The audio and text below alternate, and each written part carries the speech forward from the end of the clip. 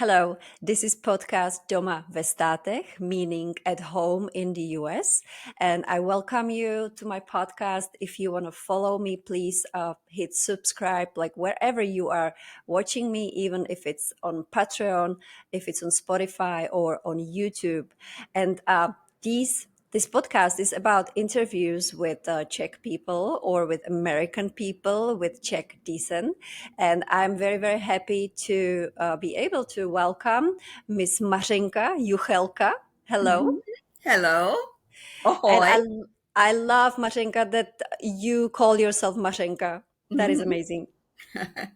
How did it start? It all started with my grandmother on my father's side. Her name was Emma Havlovitz. She married a Kriege. They were in Nebraska. And all my life, I grew up being called Mařenka, and she was the only one that called me that until later in my life, which I'll get to, when my husband started calling me. And I just started crying because, he's like, oh, you call me what my grandmother called me. It was wonderful. So we will talk about your family story because you are one of the people who have really interesting immigrant story from both sides of your family. But as you mentioned, you somehow made a full circle in your life Mhm. because you met a man who is your husband right now and Mhm. who came from Czechoslovakia. Mhm. So maybe let's start with that because you already mentioned that it made you cry whenever he start calling you your name the same way he knows from his childhood probably. Exactly. And I don't know if to start with him or to start in the beginning. So my name is, I was born Marie Teresa Kriege. Uh, Kriz is the spelling of it in English.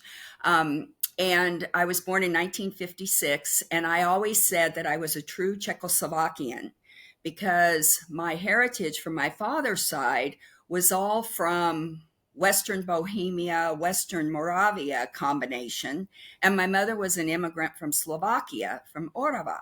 So they met in Kansas City, Missouri, got married, and had 6 children. And all of us were born on US soil. But we have pure lines when you go back. We've traced it back back to the 1500s. And it's all that same genes. So I always say I'm a true Czechoslovakian because I was born while the country existed during that uh, time. that is true.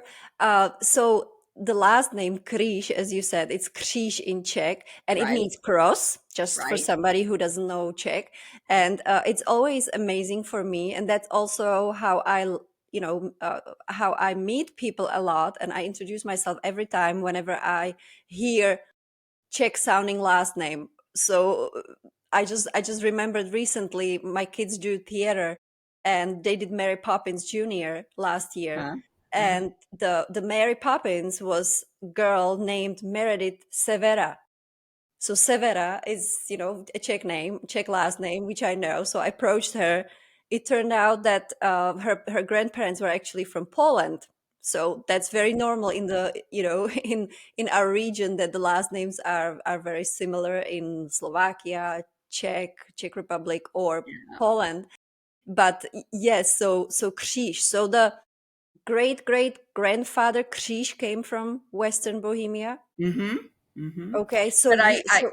Mhm. no, I was going to laugh and tell you that while you brought that subject up of talking about names, people have pickup lines when you're dating, Yes. like it's like you got a bar, it's like, hi, don't I know you from somewhere or Mhm. something? Well, that's exactly how Jaromír and I met. It was on my last name because we were actually at a social event for our church, or for a church that he didn't wasn't at the time, but I was, and we were at a social dance thing, and I was bartending, and because that's safe territory for a single girl.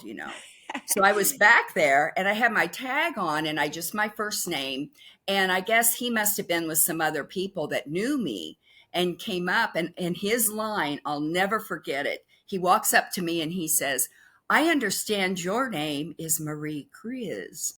And he goes, Krish. I said, Please, of course. yes. And he said, do you know what that means? And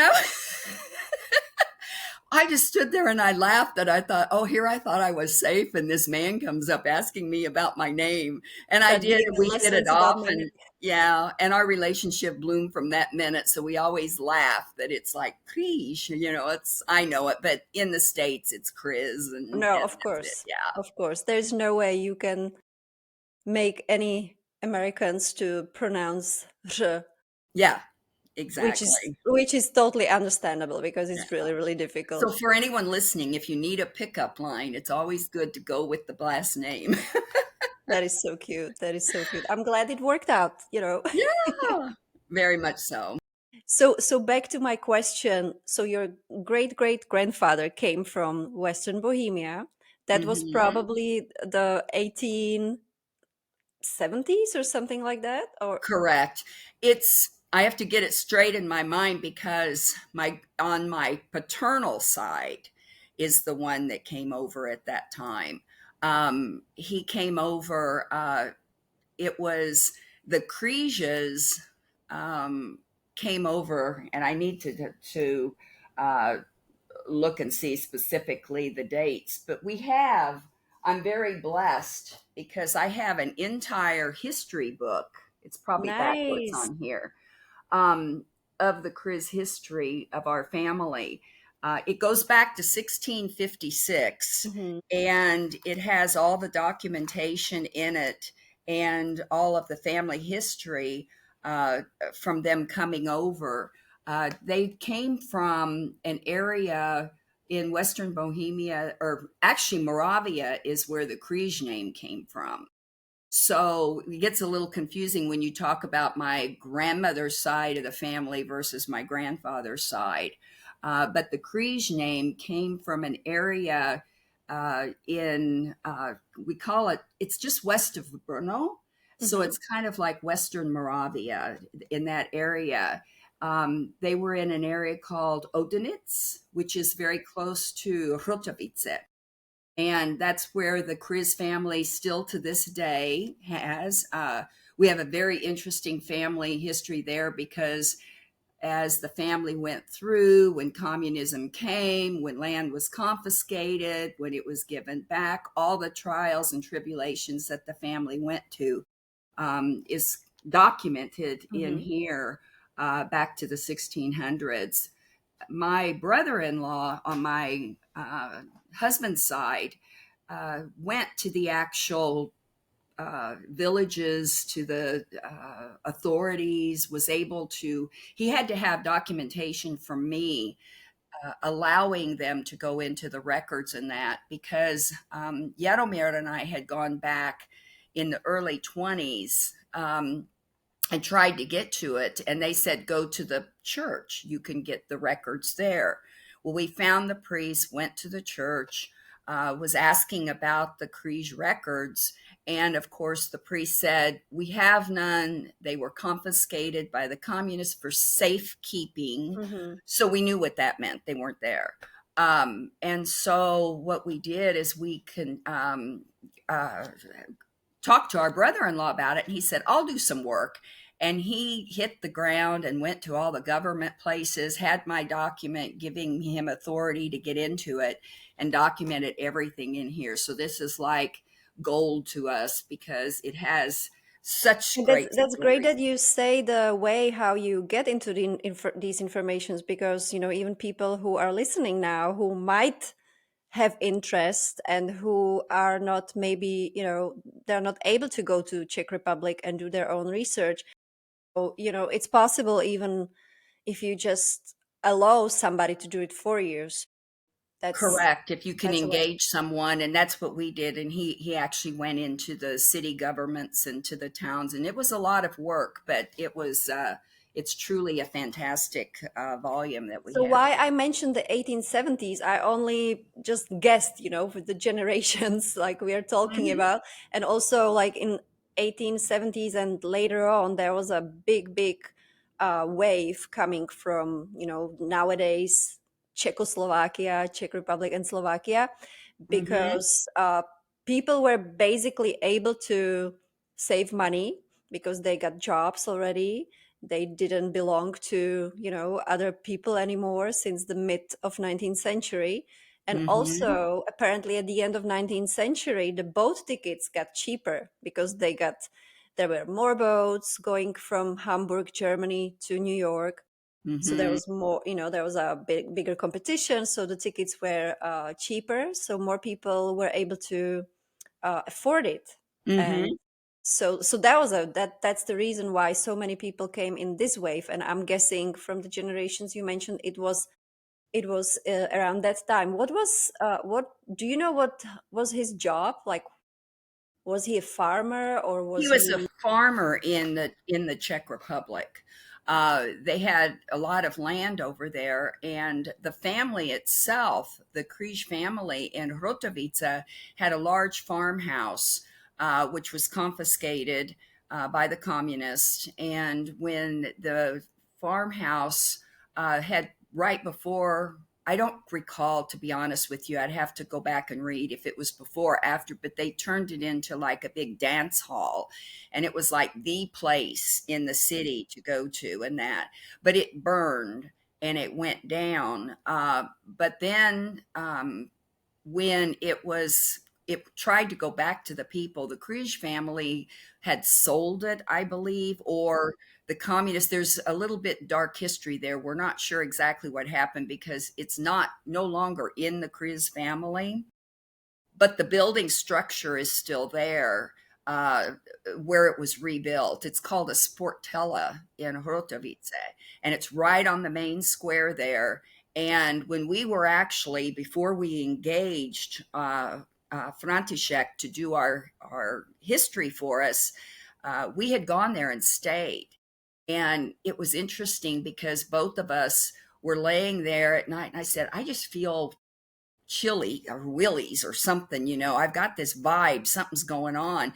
And I thought it was because the next day I was supposed to meet relatives for the first Mhm. time. And then we come to find out that that was actually the family property.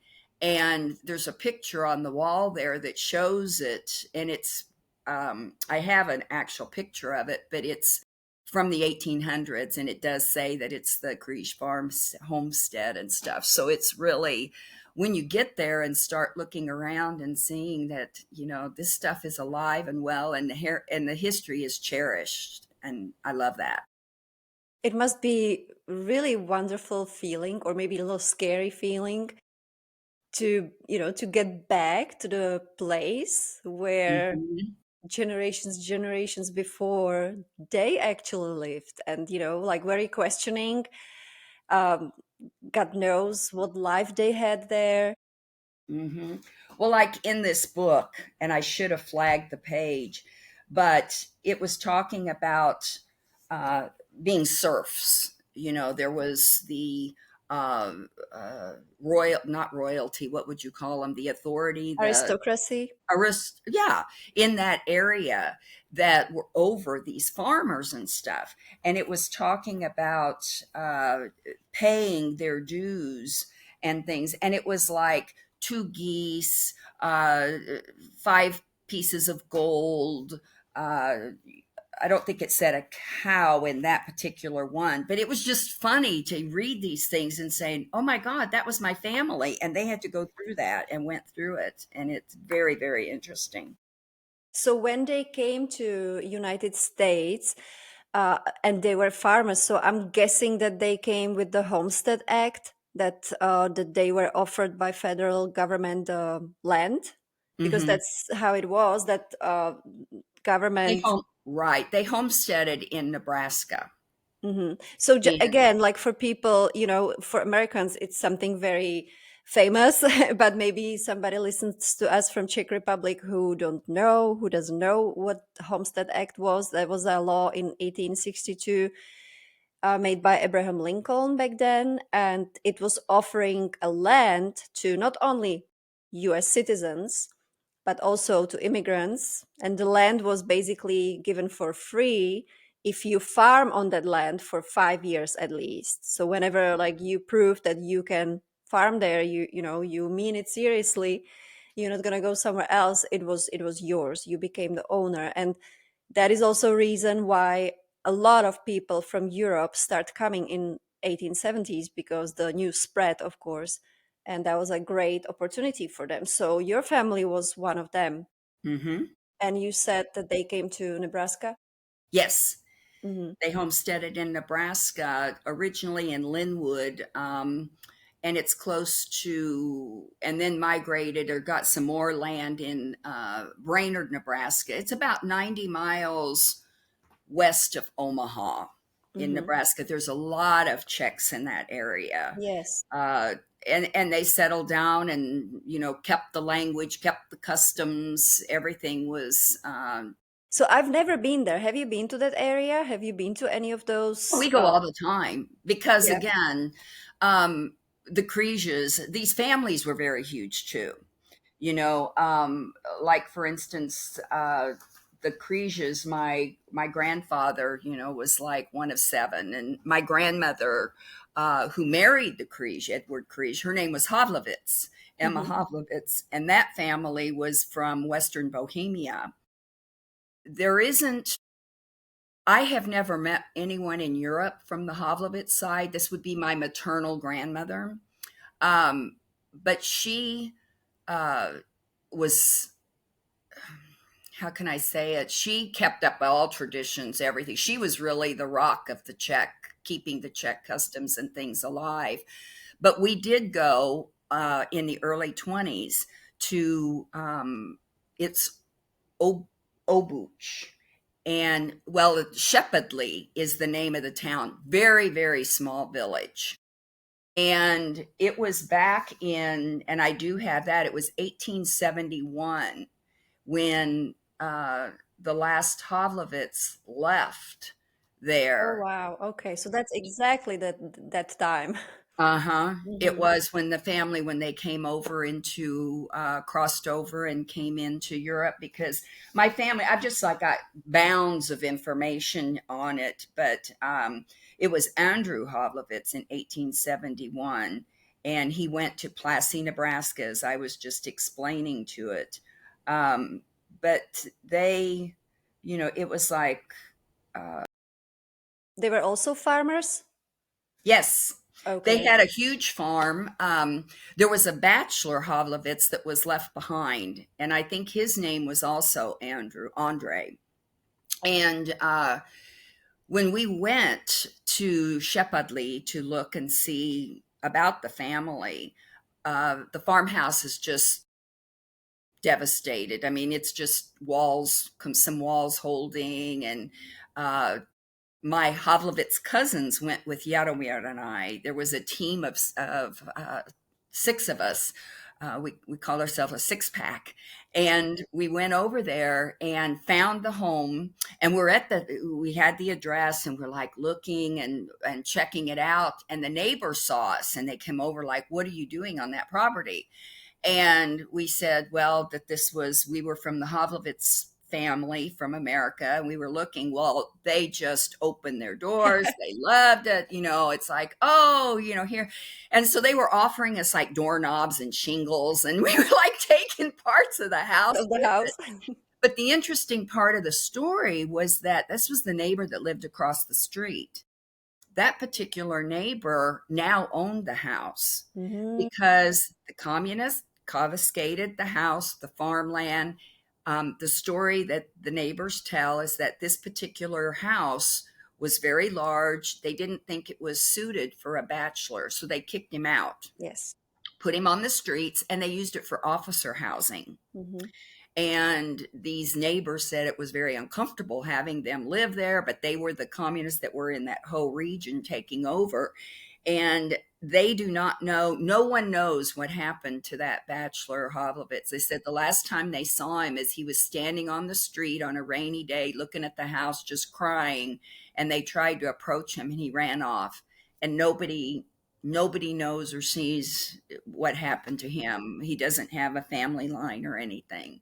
It's beyond Hmm. restoration, but I understand. um, So it you is. found your family from every single side because Every single side. That's why when you ask questions, it's like, oh my God, I got where to piles. I start? get so confused on the dates. But But Mařenka, can I ask you also, like when we mentioned the Nebraska, like I heard a lot about it, of course, like there is a big community, they have a lot of festivals, the Czech culture is still very alive there.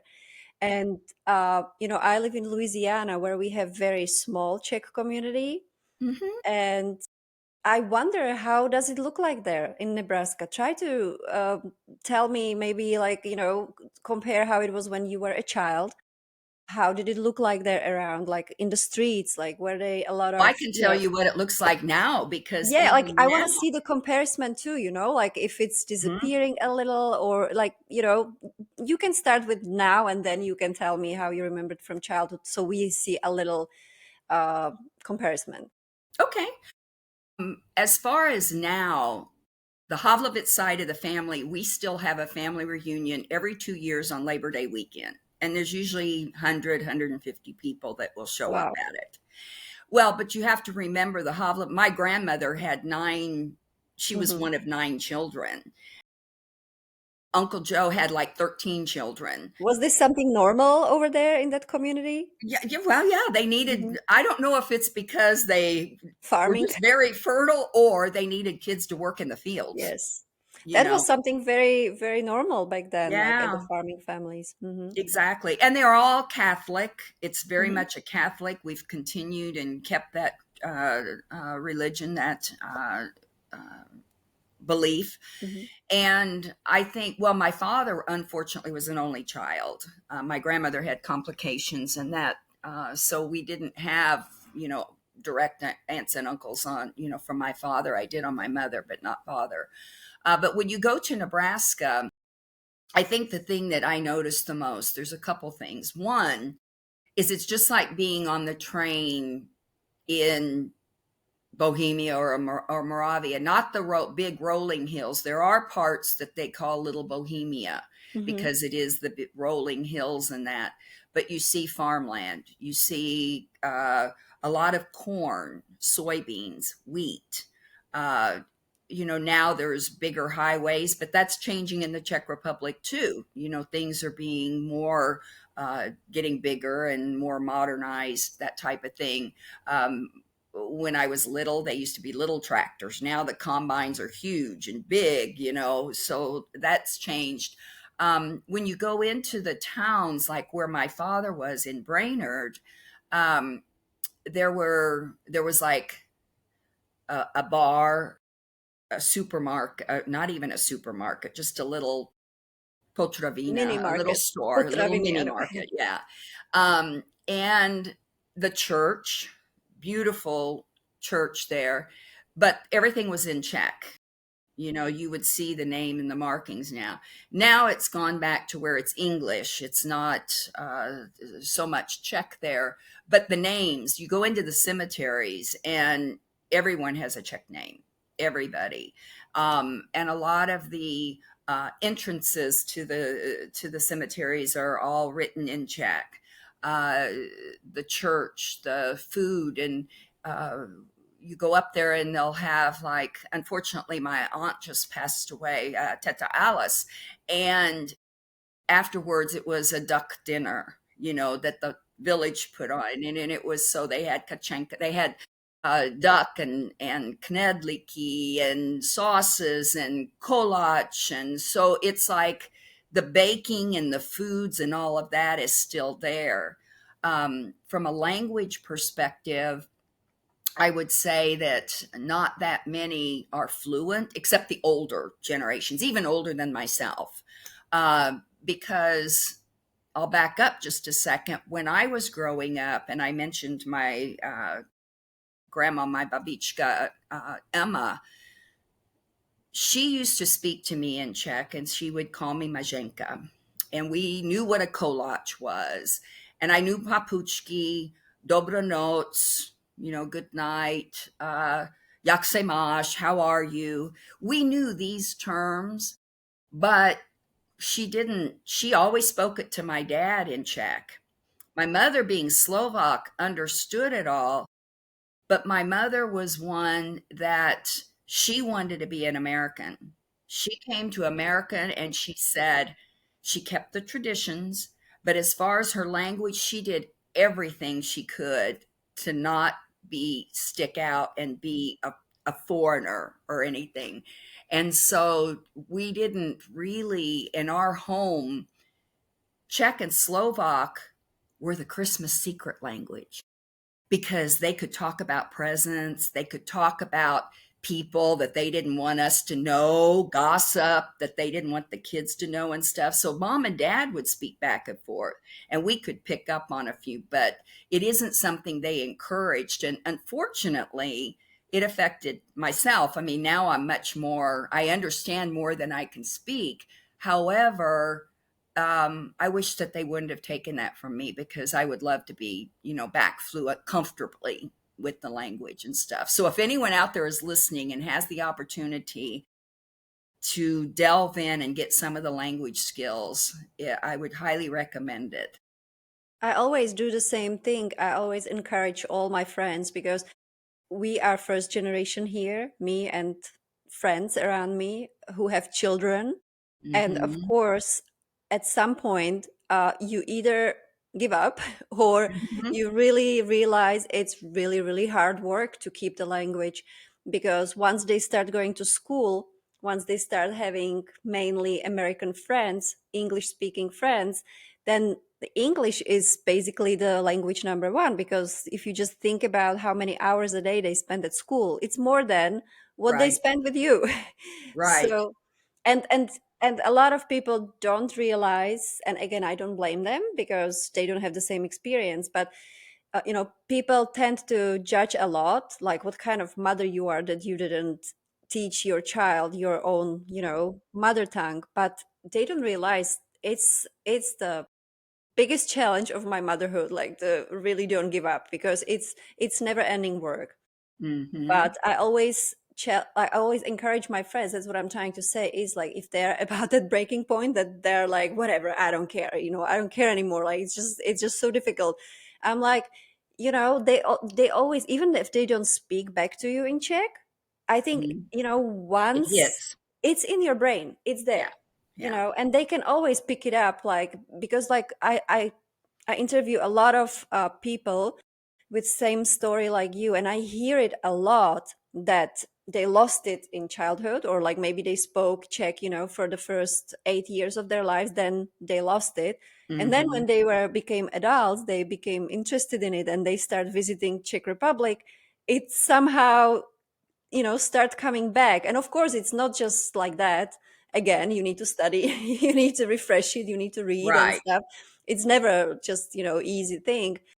Yeah. But I agree with you. Like, I always encourage, and I always think, um, as we have this Czech saying, like, how many times you or how many languages you speak, that many personalities you have. My, Basically, that's my that's. husband's in trouble. I know, but it's in a good way, like it basically, new language opens up a completely new world for you. Yeah, it Even though does. it can be the secret language, because as you said, like me and my daughters now, we use the Czech language as a secret language. We might seem sometimes rude, like in front of other people, like speaking different language. So I always have to tell them, like, look, we cannot do this anymore. Like, you're not Right. you're not very little anymore. When you were like 2, 3, it was understandable, but now people might get offended, if we speak in front of them the Czech language, because they probably think we speak about them, even though it's not always true. Like sometimes my I kids, know. they keep switching languages just so naturally. And with me, they, especially the older daughter, she really has it connected with me. Like me, I'm Czech, like, so whenever we have some conversations, she automatically switches to Czech, and it doesn't need to mean that Right. we talk about something, you know what I mean. Exactly. But Exactly. that's amazing that that's something I cannot imagine, that if it's a first, second generation, I get it that they keep the tradition. That's amazing. But like, for me to imagine that it's like third, fourth generation living in America and they still keep the Czech food, the Czech cuisine, Mhm. maybe little prayers, I'm guessing, these kind of things. That's amazing. Is there something specifically you would remember from your grandma that she was teaching you? Maybe a little song or a little saying or even a little prayer? And now I forget it, but it's the one, and I know that you know it. The Vařila meat. myšička kašičku. Okay. Yeah, we used to do that on our little hands all the time. Mm-hmm. And whenever she would walk into a door, um, and I think it's just I'm going blank, but it was like the Jesus is entering into your house. I would have to get, Like pozdrav pambu, maybe? Like pozdrav pambu. we do post off Pambu all You the do? time. Uh-huh. But this is like when Something you else? walk into the front door the first time. Oh. Um, And you know what? That's also interesting because there might be a lot of things that they used to say that I don't know anymore.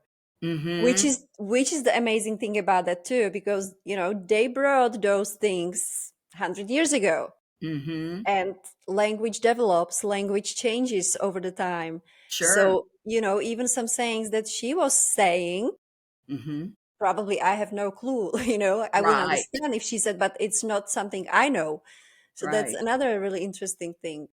Well, and I think things do kind of go full circle because you were asking about what I know now versus how I would compare it.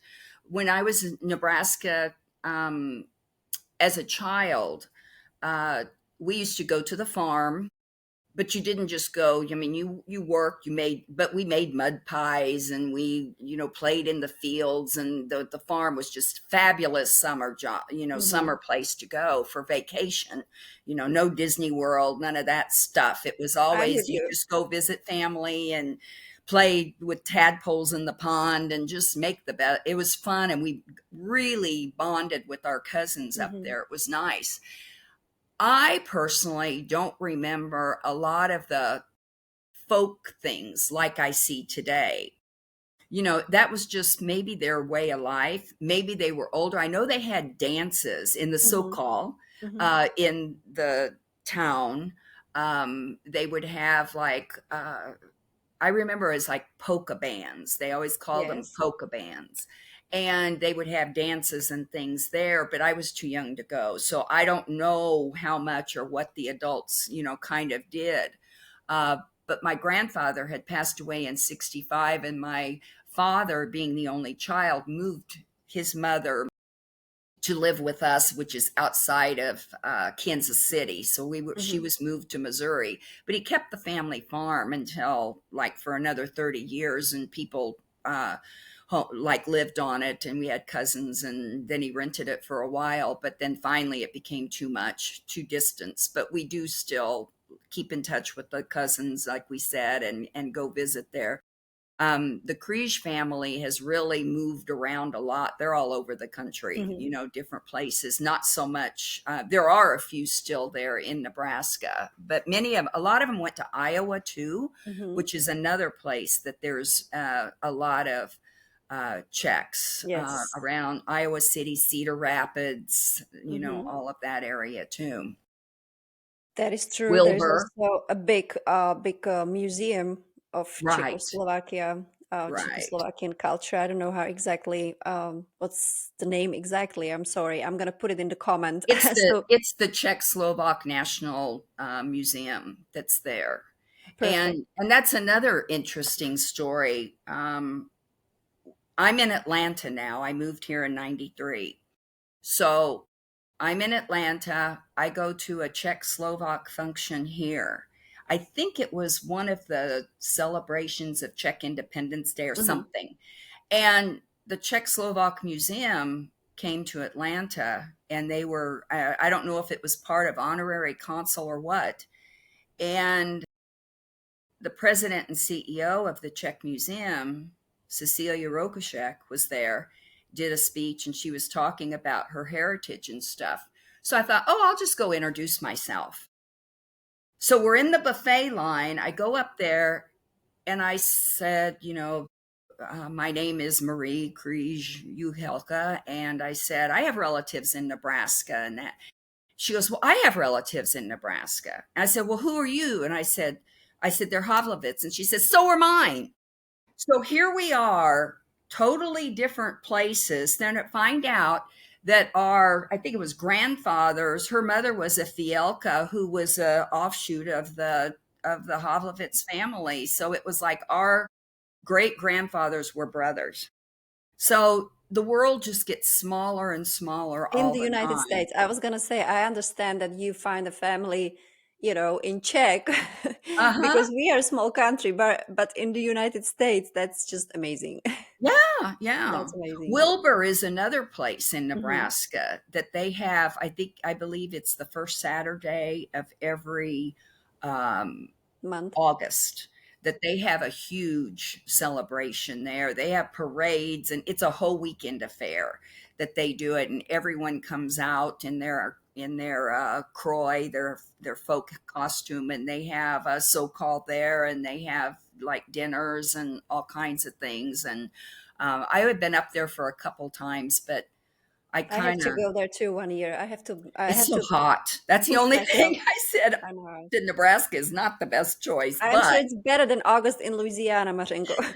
that's true. That's true, probably. But I don't know when Wilbur started that, but I guess that's the difference, full circle about what it was like when we were growing up versus now. Because I remember when Wilbur was just kind of starting that. Hmm. And now, it's like a lot of people talk about it and say, hey, the Wilbur Festival, are you going to go? And Hmm. that type of thing. And it's like the next generations and that are kind of excited about the heritage again. Whereas there was like this generation that it was like, I don't want to, Hmm. I'll keep the food and do that, but I'm not so much about the song and the folklore and stuff.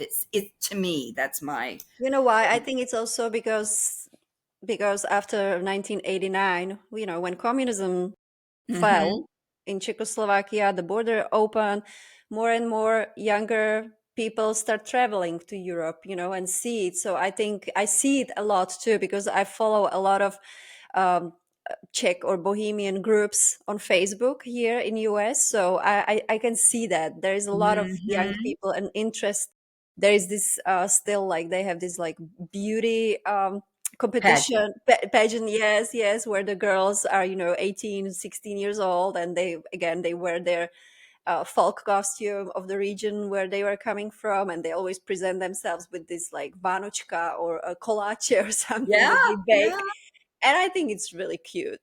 I think yeah. it's really cute that, and it's something I think, um I think it's something amazing how to present immigration to US, because you can see that you can be fully American, but also you can, still just cherish, all the background that you have, Mm. because They do that through the national. I don't know where the actual headquarters for that is. Who the does it? pageant. Mm. But I do know that it's very live and well in the U.S. because we have friends, childrens that have been, part of that pageant. And it's not a beauty pageant; it's a cultural kind of pageant, Yes, yes. that they do. And because every June, it's always the second weekend in June, there's another, they call it a Slavic festival, and it's in Kansas City, east of Kansas City. It's a village where I grew up called Sugar Creek. It's an Eastern European village. And it was in 71, I believe, that Slavic festival started, and it was part of the church in the basement in the parking lot. Well, now it's at a civic place, hall, huge parking lot, and it's a Friday, Saturday affair. Bands come in, vendors are there. They even have vendors come from Vizovice in the Hmm. Czech Republic to bring their Slivovitz, the plum Hmm. brandy, and sell it and show it there. They actually, I think, come from Chicago, but still, when the first time we saw it there, like 6 years ago, it was like, oh Yeah. my gosh, because again, that's where my husband went to high school. Hmm. He walks in, they're talking, and it was like, I just can't believe how much smaller and the culture and that. But it's a festival, and they do Czech, Slovak, Polish, usually Hungary is there, various that whole Eastern European. And the Czech, Slovak national pageant, they usually have a presentation of all the women or all the girls in Mhm, their mhm. kroy. And it's beautiful. And it's like, even with my friends, some of us when we were little might not have been exposed, but now they're bringing up their children and doing dances. And the dances, they've got like 50 children that are under 10 years old that get out. Well, I'd say maybe 30 that get out there and dance. And the women, I'm part of like the alumni thing. I live in Atlanta, but I call it crash dancing.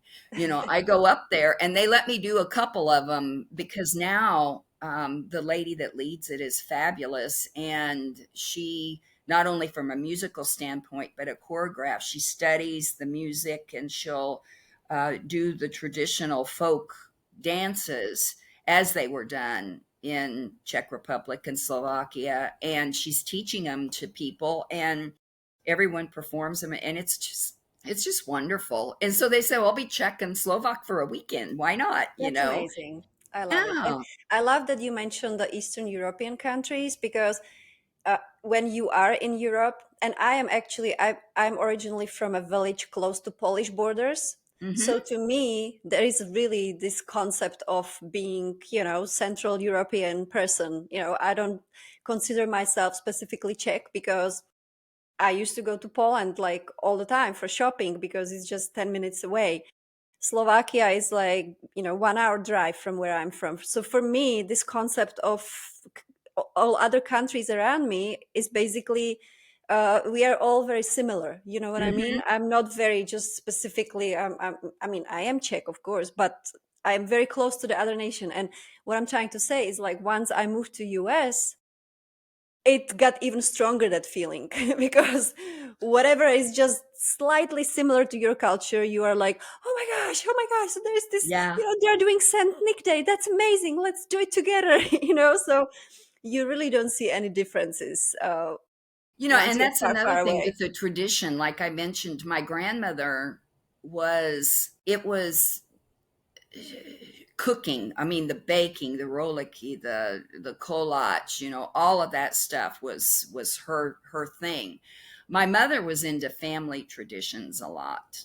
So when it came, especially for Christmas, we didn't do Mikuláš, and that's what I was kind of surprised. It's like I'm surprised she didn't, but maybe it wasn't as strong in Slovakia. I don't know. Um, but we did not do Mikuláš on December the 6th. But when it came to Christmas, she always liked to have smoked fish. We didn't do the soup so much because my brothers didn't like it. I'm one of 6 children, and I have 3 younger brothers and 2 older sisters. And my mother had kind of had to develop a what are the kids going to eat things. So we kind of ended up switching over to hams and turkeys and that kind of thing. But before Christmas Eve meal, we would always sit down. My father would always take a branch of the Christmas tree and put it in holy water and go around and bless the house.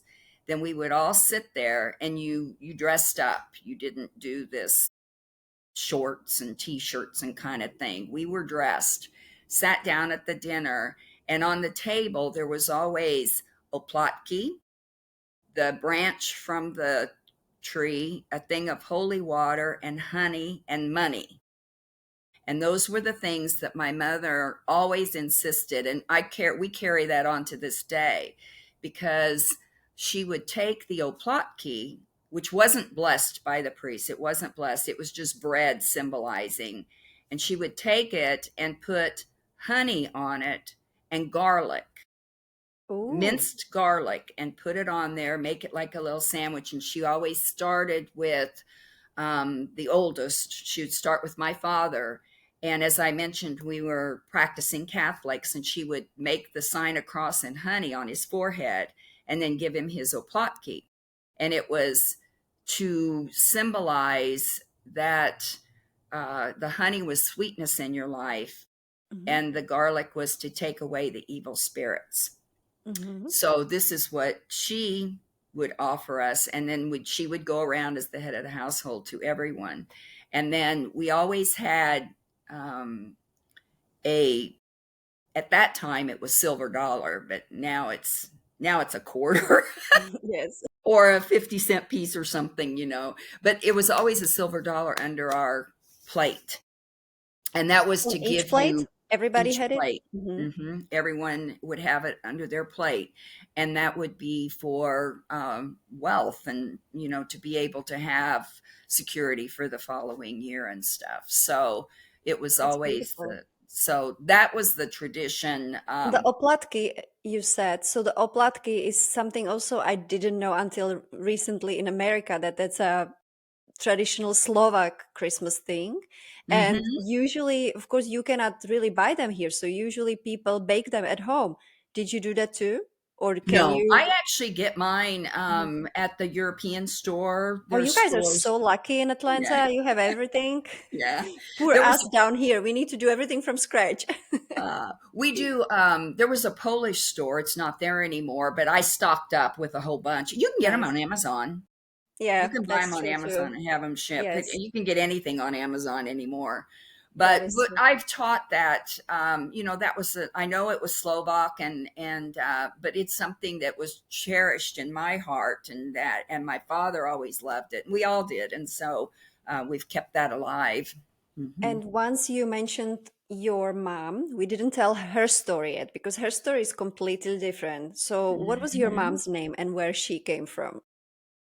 Oh, my mother was Teresa Halastik was her Halashti. last name. Mm-hmm. She was born in 1921 in Orava region of Slovakia, very close to it was only like 20 miles from the Polish border, Mm-hmm. very close, or kilometers I should say, to there.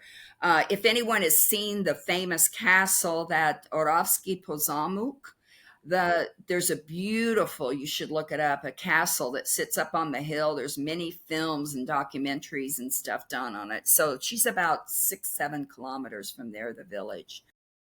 So my mother was she had two sisters and her parents, and she was born in this village. Hrustin is the name of it, Hrustin, Hrustin. And she, as I mentioned, was born in 1921. And her father, my grandfather, Jan Lubeck, left the family, left the village, headed to France. Was At that time they were uh, trying to get Eastern Europeans. I know Slovaks, especially this village. As I mentioned, I came from Sugar Creek. Half that city was made up of Slovaks coming from this region to work in the refinery there. So he left and he came in Of course, 19. I'm sorry to jump in, but like, of course, Orava region is very, very poor region. I mean, it used to be because it was, there are mountains around, so farming is really difficult to do there. Right, So I guess, one family leaves and then they spread the news and they tell them, hey, come here, we'll help you with everything. That's how it used to be a lot. So I right. understand if a job offer for refinery, I'm sure sounded very appealing to those people at those times. Yeah. I pulled out this picture because I wanted to Hmm. show he left and came to the States in 26. And Hmm. this is the picture, if you can see it. Oh my goodness. That's my grandmother here, and my mom, my Aunt Helen, and Mary. These are the children, the three that were there at the time. That's And beautiful. so when he left and went to Whiting, Indiana, through New York, Whiting, Indiana, and I have all of his papers and things too. He was hired as a steel cleaner at Hmm. the refinery. And at that time, I think Whiting was just a short stop. And then he went to Sugar Creek because it was Standard Oil was opening up a refinery on the river. It's a suburb of Kansas City called Sugar Creek. and they needed people to work in the refinery. So that's where his job was. And he worked for 3 years before he actually, I don't know, saved up, sponsored. I don't know all the details of how it happened, but I know that my grandmother and the three children came over and they landed on February 14th of 1930. They landed in New York. They went through Hamburg Mhm. and came through New York and ended up in Sugar Creek and living there. So that's where they were. She traveled with three girls. She was an amazing She woman. left, her family. She knew she's never gonna see them again. And she traveled all by herself for a couple of weeks on a Mhm, boat, probably probably I'm guessing she would get the cheapest tickets because he wasn't rich. So, mhm, in God knows what conditions. So they were pretty lucky that they survived, actually, mhm. because there were a lot of sicknesses going on too, always on those boats, and a lot of My people mother got used sick to by the tell this. time. Yeah, my Hmm. mother would tell the stories that how uh, she didn't like to talk about it. She did say that when my grandfather left and they were in there, as you said, it was a very poor part of the area. The houses were those wood houses with the slats. And she said she remembered having to go out into the field to get mosses and leaves and stuff and stick in the cracks so that the wind wouldn't come through in the winter time, Hmm. and that she was saying a lot of times they would sleep in the courtyard with the animals and the hay and stuff as children. And so they left, and they, as I mentioned, they went to Hamburg. I don't know how long the boat trip was, but she didn't have pleasant memories of Slovakia. And of course, she was born in 21 and left. She Yes, was only like crisis. 7 years old, 6, 7. And she just said it was something that when her sisters, two of her sisters, wanted to go back, and they did go back Oh. before communism fell back in the early 80s, but she would not go. She just said no. I think she would now. I could have talked her into it, but unfortunately, God bless my mother, she passed away in 90, so she didn't get to experience that. But she did see the fall of communism. And I recall being at her house when it was announced, watching it on the little TV, and she just started crying. She said, I never thought I would see this day. And then she passed away the following January. But it was in her heart. It was really tough. And so she was 9 years old when she was coming to America. So she really had to clearly, remember. I think Because, I gave the wrong date. She was born in 23. okay, so 7 years old. Okay. So still, she would remember it. So you said that she didn't really, she didn't want to share much, but did she ever say something about the travel? The thing that she did say that's an interesting is that in Slovakia, the people are very superstitious. Mm-hmm. They have a lot of folklore, a lot of uh, little stories and people that live in the forest and all kinds Yes. of things like this. Well, my mother had never seen a black person before. Mm-hmm. So she had no idea because to her, the person was the one that I guess was with Saint Nicholas, would be like more like the devil and the angel. Yeah. So she did say that when they were on the ship coming over, they were like halfway across the ocean, I guess. And she came up some steps because they were down, of course, in Yes. steerage or whatever. And she came up and opened the door, and there was a black man standing there. And he must have been probably one of the workers and that. It scared her, and she jumped back and she hit a hot pipe, a boiler, and burned her Mm-hmm. leg. And she went downstairs crying stuff, and because she thought it was It was a devil. It was it a was the chap. devil. Yeah. Yes, of Didn't course. know and went There were no downstairs. TVs back then, like no books, in Orava region that they would ever introduce something like that. Absolutely. It was all stories. And so then they started, like, I'm sure all the women that were down in that area with them were all treating her and doing things and stuff because they were coming across Ellis Island. They were going to be Great. inspected. They were going to be looked for diseases, for anything that was, there. And my grandfather, my mom always said that he had asked for Slivovitz, plum brandy, from the homeland. He didn't like that what they were Of trying to course. do in America, wanted it. And so they had a basket with some stuff and trunk, and they had a big trunk that I think my aunt's family still has.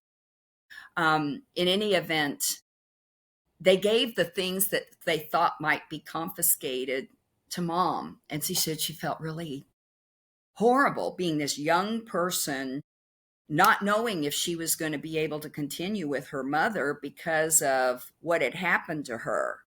But they said in the case that they confiscate or something, that they would, the Slivovitz or anything else. I don't know what other Hmm. paraphernalia they may be trying to smuggle, but in any event, it was like, Teresa may not be going and stuff, but thank God everything worked out and she came across and stuff. But she was Wow. just scared. Hmm. It just shows you And culturally, because as you said, Orava was a poor region. There wasn't TV, no internet, nothing. You just of got the course. stories that you were told, and I'm sure books. Hmm. And so finally they arrived to New York. Did the father come and pick them up, or did they continue to travel by themselves? Um, she wasn't specific, but I know my grandfather didn't go there. It was somehow they made it. I think that they had help of like a refugee. Not, I don't know that it was a refugee, or if it Maybe was some kind of charity back then or yeah, there something. was some kind of Mhm. charity or something that helped them It was arranged. and Hmm. then got them to Kansas City, and then there was like a jitney that took them over to the village, to the town, and then that's where they ended up staying. And they had it very rough when they arrived because, as you said, my grandmother was an absolute hero because she spoke zero English. She was traveling with a 9-year-old, 7-year-old, or you could say 8 and 6, and a 4-year old, all together coming over, not knowing or speaking or anything. And when they arrived, even though it was basically Eastern European in Sugar Creek, there were still little clans, Croatians versus the Poles versus the Slovaks and that. And there was a generation earlier that had come in. And so they weren't particularly nice to the next generation Yes. coming in. So they took English classes, at night. But mom said she remembers kids being ugly, and Hmm. that's why she always had such a soft heart and being good to people, because she said they would throw rocks at her in the village. And she did hold kind of a little grudge towards certain families, unfortunately, because she remembers how mean mean from her Hmm. stories. And I won't even repeat that, but it was just that the kids can be pretty cruel. Absolutely. So she And always used to talk to us about, mhm. don't That go there. also explains why she didn't want to keep the, Slovak language, because I hear that a lot too in the interviews, like how kids, um, when they're different, they're Huh? suspicious. So Yeah, they're the center of attention in a not always in a good way. So yeah. Well, and wow, my mother wonderful wanted story. to go. I kept saying, go back, and no, and her sisters, and they went, and they realized how they were scared Hmm. when they Hmm. went back. It must have been 87, I think, that they went. And of course you had to check in with the police, you had to register that you were going to be there in the village. And she said, and they were there because it was first cousins, because I have Yes. second cousins that still live there, and we go back. In fact, we were there this summer with them for a few days and just had a fabulous time. um so they went there to see their cousins, and it was like you they would go into someone's home and immediately they'd close all the blinds, and say, talk softly, you couldn't do it. And my aunt said the biggest thing she remembered was always the announcements. They had like The a public bull. radio. yeah, coming off on the thing, doing it. And it was a lot of propaganda that was Hmm. being pushed out on the cities. And both of my aunts, well, the oldest one spoke more Slovak than the younger one. But just said that was just such a weird feeling. So when we went back, the first time I went back was in 95, 90, yeah, 95. I went with my brother and I heard that the public, I had no idea what they were saying. And it was like, oh my God, this is scary, or what, is that meant to us or not, or what, but So in the villages, it's until today, and it's just kind of basic announcements. I'm from a village too, so we are there always every summer for summer holidays. And of course, my kids want to sleep in, but in the village wakes up early, so the the yeah, public yeah, radio outside, they start their announcement at, like, I don't know, 8:30 in the morning, which is quite early for summer vacation. So yeah. we're always making fun of it. They always start with a song and then they announce, because again, I said I'm close to the Polish border, so we have a lot of Polish farmers coming in selling their products in the summer. So there's always this announcement: "Good morning, good morning. The Polish seller is coming in half an hour to the bus station. He has cauliflower, raspberries, this and that." So Exactly, it's exactly. still, Because we got scared and works. go, "What is that?" And they said, "Because it starts with this pleasant little song, and all Yes. of a sudden this harsh voice comes in, and they're going, oh, they're just talking about the price of eggs." Yes, exactly. That is so funny when you say, it's something that it's something so normal for us, but of course, for a foreigner, I never thought Huh? about it, how interesting it is. Yeah, Well, yeah. Mařenko, tell me now, you already said it at the beginning that in 90s you met Jaromír, who is your husband right now, and Mhm. he has also very, very interesting story. He came to America after 1968, after August 1968, when Soviet army occupied Czechoslovakia, and he was one of thousands of people who decided that this is the last drop. They cannot make it in communist country anymore, and he made it through Vienna and then through the refugee organization. He made it all the way to America, and then you finally met. So through Yaromir, I'm guessing, like, all the Czechness, I would call it, and and your background came up again, came back. Is that right? It did. I was always real strong into it. I've always been very much into the family history and that, and on my maternal grandmother on my father's no, my paternal grandmother, the Havlovitz side, we've always had all of that documented really well with my cousins that have done that. They've done a fabulous job. And then but it was Jerry or Yaromir's, our brother-in-law, that really was able to get into the Križ side. The my mother's Slovak side, we're still kind of working on it, but he loves the family so Hmm. much that he really has been a big driver of trying to get more history and stay in contact with these people. And it's funny because when I go to Slovakia, I get more and more, but it's kind of like, I hate to say this, but the more you kind of just jump in and just have a drink and just don't care, they don't care, and you communicate. It's amazing how much you Much can. easier.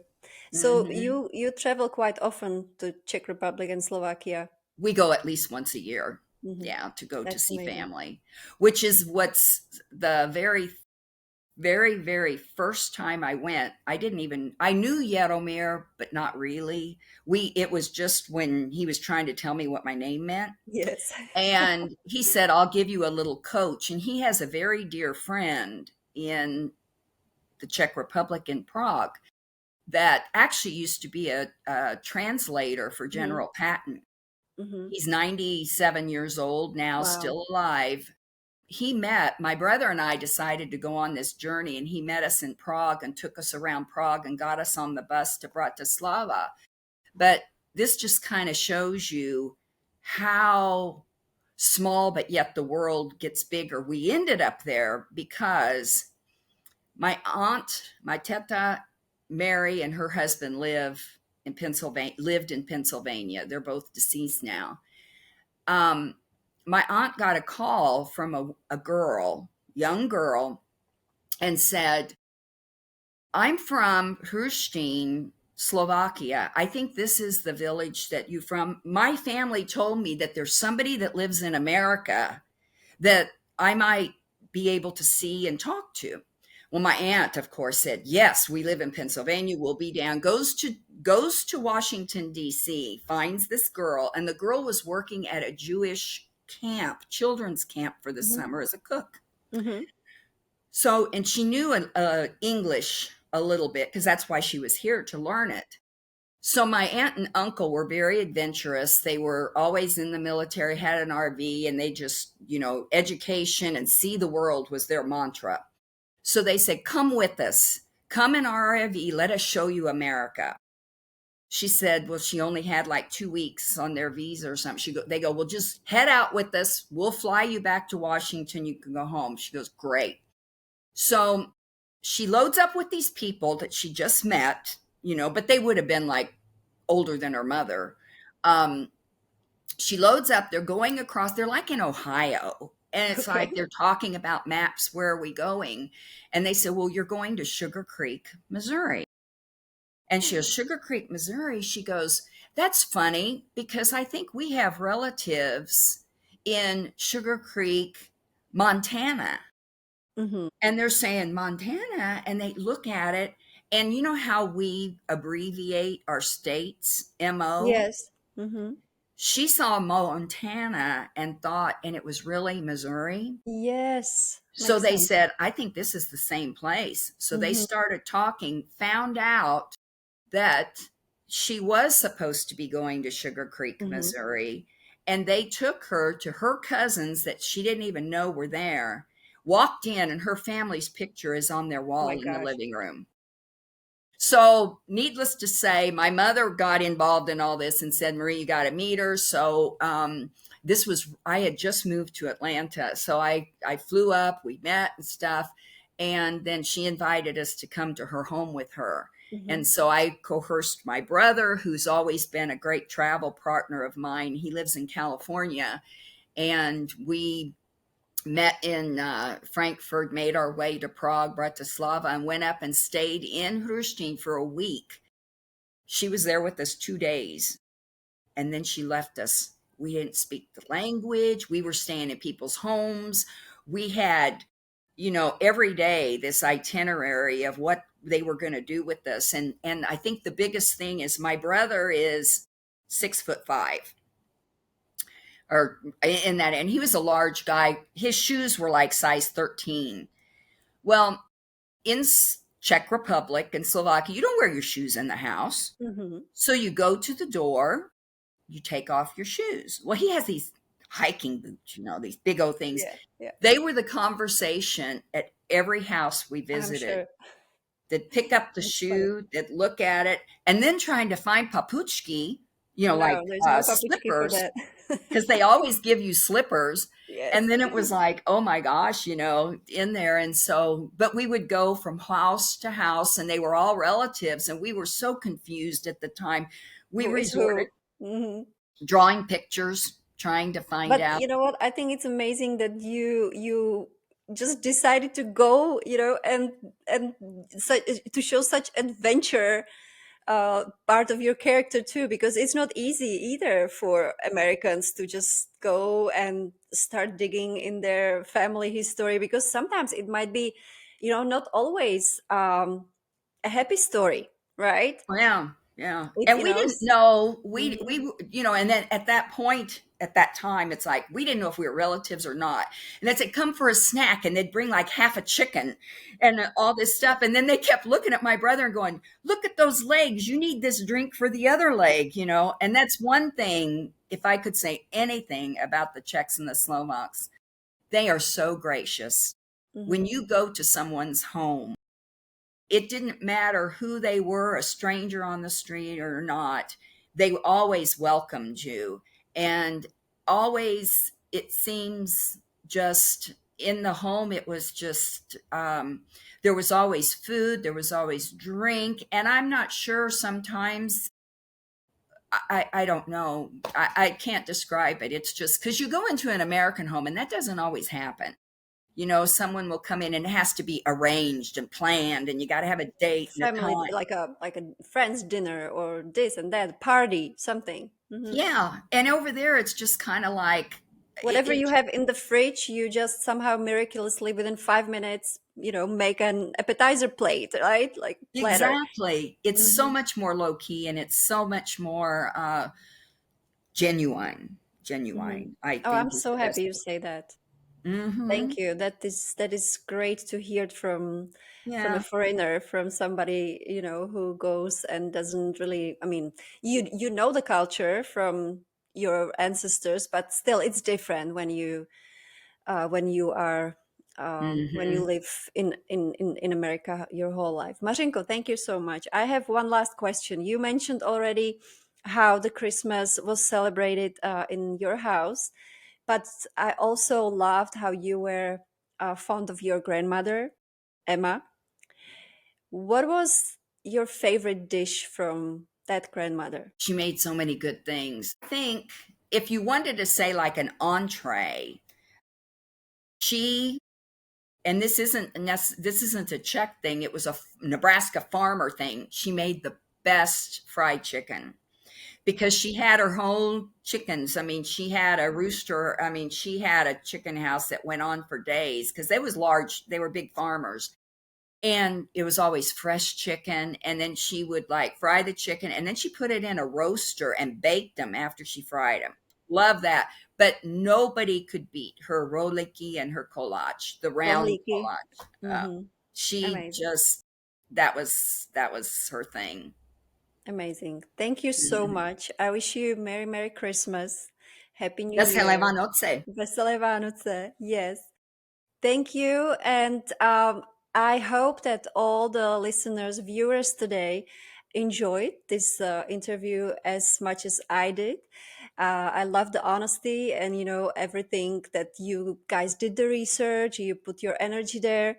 It might be inspiration for some other families who are in similar situation. I also want to ask you to subscribe wherever you listen and watch on YouTube, on Patreon. You can support me with buying a membership at my Patreon account. I will put it in the comments down there. And also, if you would like to be, a guest in my podcast, I would love to hear your story. So if somebody from Nebraska is listening now, or from Missouri or Wisconsin, please message me. I would love to have you on my show. Well, thank you so much. Merry Christmas again. Happy New Year for everybody. And thank you that you are listening and watching my podcast, Doma Vestate. Bye bye.